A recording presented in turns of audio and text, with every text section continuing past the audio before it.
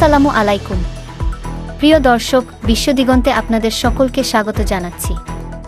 দেশ ও বিদেশের সর্বশেষ সংবাদ নিয়ে আবারও আপনাদের সামনে হাজির হলাম। চলুন দেখে আসি এখনকার সর্বশেষ সংবাদ।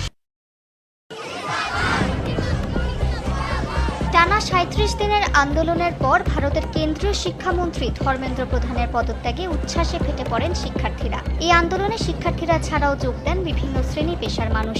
আন্দোলনকারীরা জানান, ১২ বছরে এই প্রথম জনগণের চাপের মুখে বিজেপি সরকারের কোনো কেন্দ্রীয় মন্ত্রী পদত্যাগ করলেন। তাদের দাবি, সরকার পরিবর্তনের নয় বরং জবাবদিহিতা নিশ্চিত করাই ছিল এই আন্দোলনের লক্ষ্য।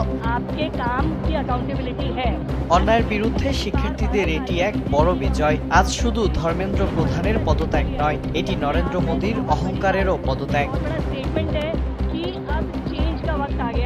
কেন্দ্রীয় শিক্ষামন্ত্রী ধর্মেন্দ্র প্রধানের পদত্যাগের পর আন্দোলন স্থগিত করেছে ককরোচ জনতা পার্টি সিজেপি। তবে সংগঠনটির নেতারা জানিয়েছেন, আপাতত রাজনীতিতে যোগ দেওয়ার কোনো পরিকল্পনা নেই। তাদের লক্ষ্য সারা দেশে তৃণমূল পর্যায়ে যুবভিত্তিক গণ আন্দোলন গড়ে তোলা, যেন যে সরকারি ক্ষমতায় থাকুক না কেন তরুণদের দাবি উপেক্ষা করতে না পারে।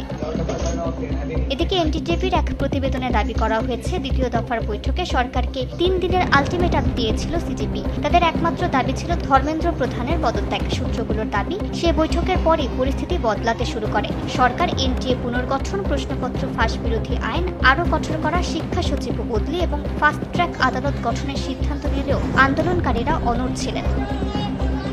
আন্দোলনের এই সাফল্যকে শিক্ষার্থীদের বিজয় হিসেবে আখ্যা দিয়েছেন বিরোধী দলীয় নেতা রাহুল গান্ধী। তিনি বলেন, এটি ভারতের শিক্ষা ব্যবস্থা পুনর্গঠনের প্রথম বড় পদক্ষেপ। একই সঙ্গে শিক্ষার্থীদের ওপর হামলায় জড়িতদের শাস্তি এবং প্রধানমন্ত্রী নরেন্দ্র মোদীর প্রকাশ্যে ক্ষমা চাওয়ার দাবি জানিয়েছেন তিনি। এটি প্রধানমন্ত্রী নরেন্দ্র মোদীর নেতৃত্বাধীন সরকারের জন্য একটি সতর্ক বার্তা। এটি ভারতের শিক্ষার্থীদের এবং বিরোধী দলের বার্তা যে আপনারা এতদিন যেভাবে দেশ চালিয়েছেন সেভাবে আর চলতে পারে না।